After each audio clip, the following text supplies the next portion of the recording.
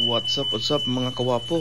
Bagong lahat, shout out kay Vicky Belen Gardones. Hello po, ingat kayo parate.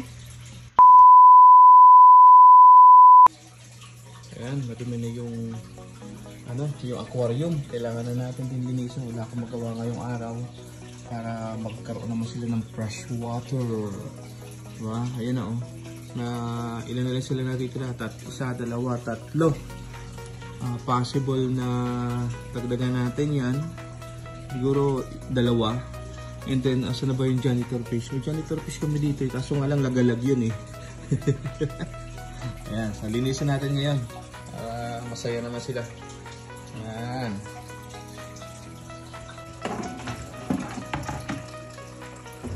Ito yung pang scrub natin dito sa salamin. Ito yung panghigop ng tubig para hindi tayo magmano-mano. Wow! Pwede lang natin yung kupalde. Make sure naka-insert na dito. And then, tanggalan natin ang tubig. Pump lang, pump. Ayan.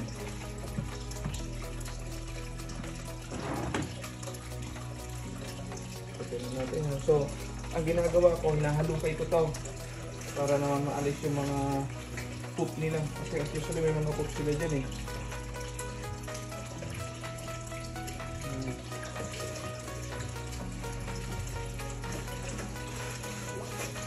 Nakita nyo, hindi sila basan yung mga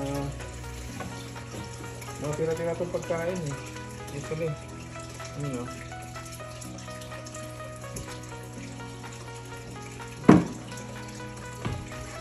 Janitor fish. Ayun, lumabas na yung janitor fish. Ayun o. Malaki na rin siya yun.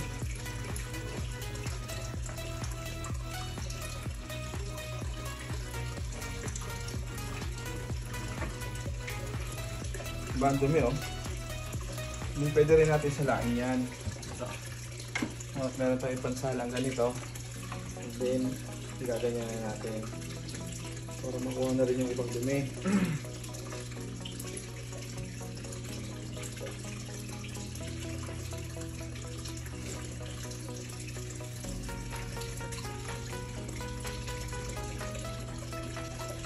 Yun, ang dami oh.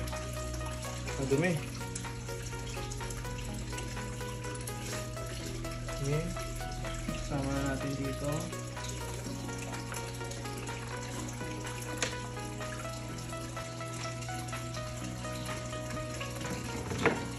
Tapos umpisa na natin i-flush yung gilid.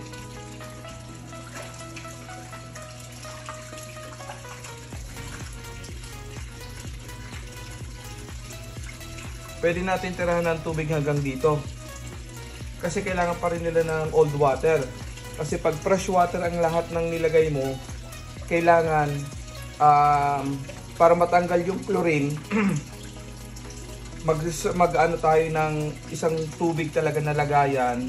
I-stay natin siya dyan ng mga 2 to 3 days para maano lang yung chlorine and then saka natin ililipat. Pero pwede naman direct from the faucet na o sa ilagay natin dito, direct ilagay dito, pero dapat may tira siya para hindi naman siya pure. Kasi mamamatay yung mga isda pag puro yung nilagay mo kasi may chlorine pa yun eh. Tapos may mga product din naman na nilalagay pampatanggal ng chlorine. Pwede rin yun ilagay. Yan yung gagawin natin mamaya, ilalagay natin. Haluan natin ng mga chemical din. Yan, pwede na po yan. At hanggang dito, sobra na rin kalahati eh. So parang almost 3/4 na rin yung nabawas. Hahayaan natin na may tubig pang ganyan para mayroon din siyang lumang tubig. At ito yung filter niya. Linisan natin yung filter. Nakalimutan ko palang bumili ng filter. Wala na akong filter. Bibili na lang tayo. Pero ngayon, pwede pa naman to. Palitan na lang natin pag nakabili na tayo. Maybe this week, bili tayo ng bagong filter. Yan.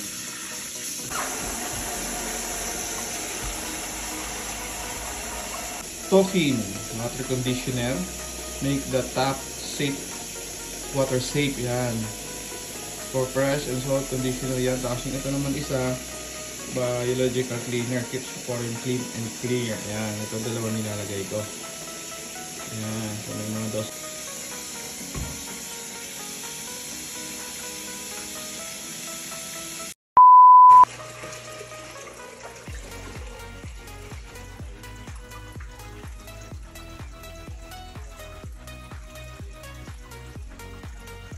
Okay na yung tubig na yan. And then, syempre ayusin na lang natin yung mga shell niya, yung mga bahay-bahay nila. Para masaya naman, di ba? Pantayin natin. Ayan. Medyo malamig yung tubig.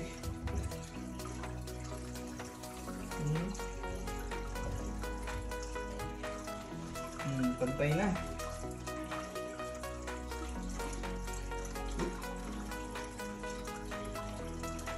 Punasan lang natin yung gilid.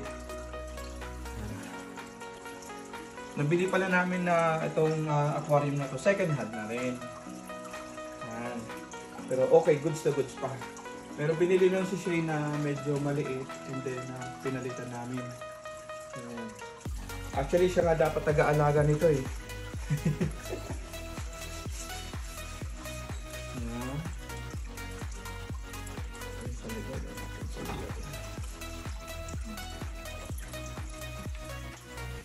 Yung panghuli, ilagay na natin tong filter. Ayan.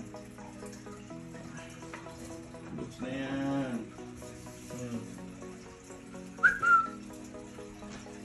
So, maglinis na tayo. Ayan, nasabi kong kalat eh. Yung mga tubig po, kailangan na punasan din. Walisan muna natin. Siyempre, i-package deal na natin. Naglinis tayo ng aquarium. Maglilinis na rin tayo ng sahig, diba? Package deal na yon, huwag na natin sayangin, wala naman tayong ginagawa eh. Tsaka hindi naman all the time. May time tayo para maglinis ng bahay at maglinis ng aquarium. Kaya nga sinasabi natin, pag may oras, gawin mo na.